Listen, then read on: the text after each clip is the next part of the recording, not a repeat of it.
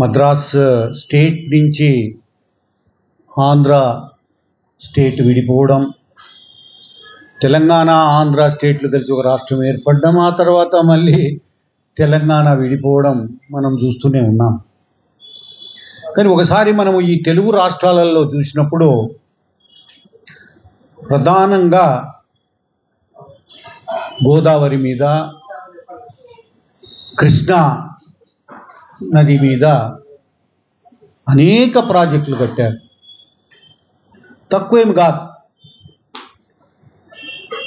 ఒక్కొక్క ప్రాంతంలో చిన్న పెద్ద భారీ ప్రాజెక్టులు ఏ రాష్ట్రంలో లేవు. ఇన్ని వనరులు కూడా అట్టనే ఉన్నాయి కాబట్టి ఎన్నో ప్రాజెక్టులు కట్టుకుంటూ పోయారు. ఆ మాటకు వస్తే గోదావరి మీద తెలంగాణలో ఎంటర్ అయినప్పటి నుంచి కూడా మళ్ళీ ఆంధ్రప్రదేశ్లోకి ఎంటర్ అయ్యే వరకు అనేక ప్రాజెక్టులు కట్టారు. దాంట్లో మహత్తరమైన ప్రాజెక్ట్స్ మరి శ్రీరామ్ సాగర్ ప్రాజెక్ట్ ఒకటి, దాన్ని పోచంపల్లి ప్రాజెక్ట్ అని చాలామంది వాడుకలో ఉంది. Pochampalli project, Pochampadu sorry.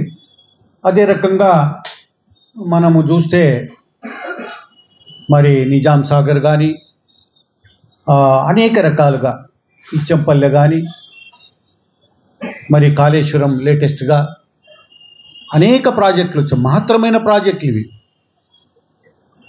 గోదావరి మీద.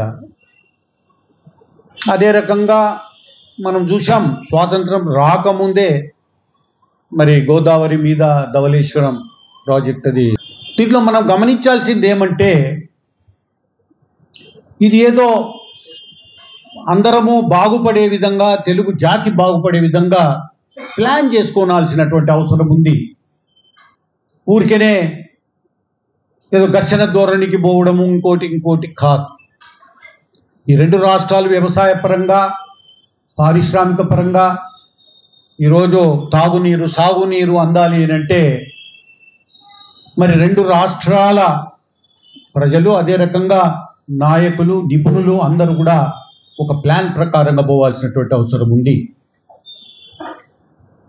ఈ ట్రిబ్యునల్స్ వచ్చాయి.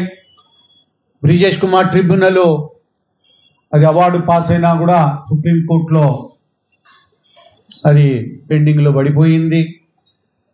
ఇంకా దానికి తోడు మనకున్నటువంటి మరి ప్రాజెక్టుల విషయంలో అనేక